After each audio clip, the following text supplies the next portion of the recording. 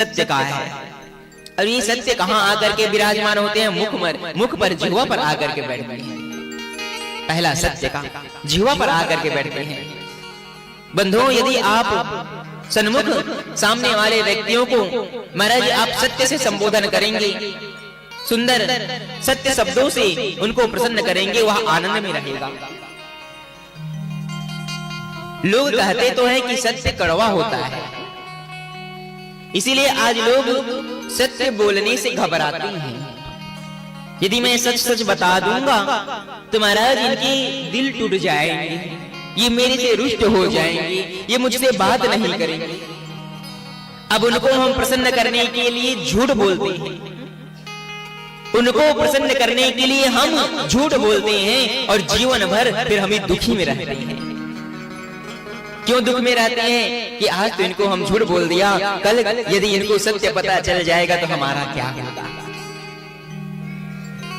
तो आज हम लोग सत्य का आश्रय बहुत कम लेते हैं, असत्य का आश्रय बहुत ज्यादा लेते हैं। निवेदन करते हैं, असत्य वह आपको क्षणिक सुख देगा, असत्य आपको क्षणिक सुख देगा और जीवन भर आपको दुख देगा। परंतु सत्य, यदि आप सत्य बोल दोगे ना तो सत्य आपको क्षणिक दुख देगा, आरंभ में थोड़ा सा दुख देगा, आगे चल करके आपको वही सत्य सुख देगा। ये जीवन की सत्यता है। आपको बताएं, जिस मनुष्य के जीवन में आरंभ में यदि दुख मिल रहा है तो वह आगे चल करके सुख को भोगेगा, और जिसके जीवन में आरंभ में सुख मिल गया वह आगे चल करके दुख को पाएगा। यह जीवन की सत्यता है। ये दुख और सुख ये दोनों ठाकुर के देन है। आज सुख मिला है, कल दुख मिलेगा, आज दुख मिल रहा है, कल सुख मिलेगा। घर में जो छोटे छोटे बच्चे होते हैं, विद्यार्थी जीवन होता है ना, उसको आरंभ में तपाओ, उसको आरंभ में कष्ट दो।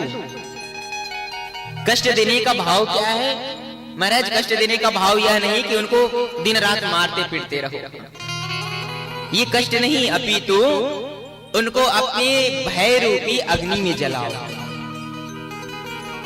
भय बिन होत न प्रीति।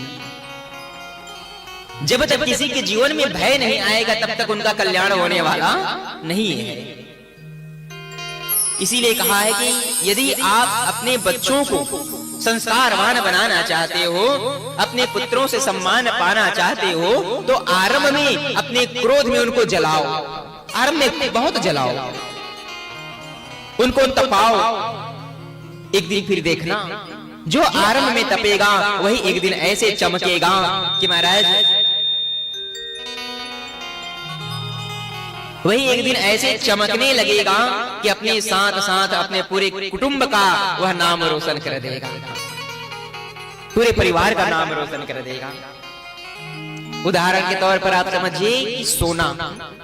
अब महाराज यह तो स्वर्णकार का ही सुंदर घर है और यही कार्यक्रम हो रहा है, तो हमसे ज्यादा तो आप लोग जानेंगे।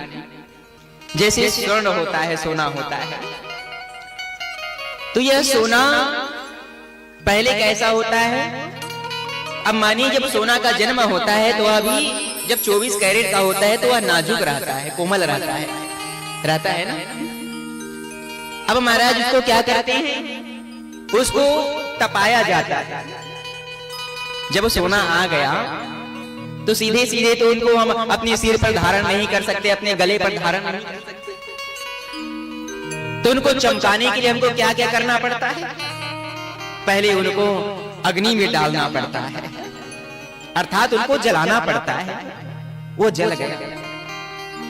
अब जलने के बाद फिर महाराज उसको पीटा जाता है, उनको ठोका जाता है।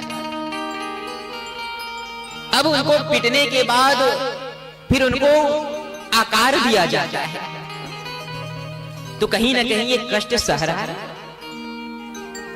जन्म हुआ, बेचारे को अग्नि में जलाया, सह गया। अग्नि से निकलने के बाद उनको घन से पीटा गया, सह गया। अब महाराज उसको आकार दिया गया, उनको काटा गया, वह सह गया। और सुंदर जब आकार दिया, आकार देने के बाद जब पूर्ण रूप से वह चमक गया, सभी कष्टों को वह सह गया। सभी कष्टों को सहने के बाद फिर वह स्थान कहां पाया? किसी के सिर पर जाकर के बैठ गया, तो किसी के गले का हार वह बन गया। और महाराज स्वयं तो चमक रहा है और अपने साथ साथ जो उसको धारण किए हैं उनको भी वह चमका देते हैं। ठीक उसी प्रकार जैसे हम धारण करते हैं यह सोना है ना, उसी प्रकार महाराज हमारे कुटुंब भी सोना है, हमारे बच्चे भी सोना है। तो उस सोना को आप महाराज धारण करने वाले सोना से तुलना कीजिएगा। जैसे वह सोना अमूल्य है, वैसे ही यह शारीरिक सोना भी बहुत अमूल्य है। संस्कार अच्छा होगा, नाम रोशन करेगा, महाराज हमारे कुल का सम्मान होगा, कुल का नाम रोशन होगा। और कहा जाता है यदि एक घर में एक बच्चे भी संस्कारवान हो गए ना, तो वह अपने साथ साथ अपने 7 पीढ़ियों को तार देते हैं। और यदि वही घर में एक बच्चे कुपुत हो गए, यदि वही बच्चे महाराज दुष्ट दुराचारी हो गए, तो वह सबको मिट्टी में मिला दिया करते हैं। अभी आप आगे की कथा में सुनेंगे धुंधकारी की कथा।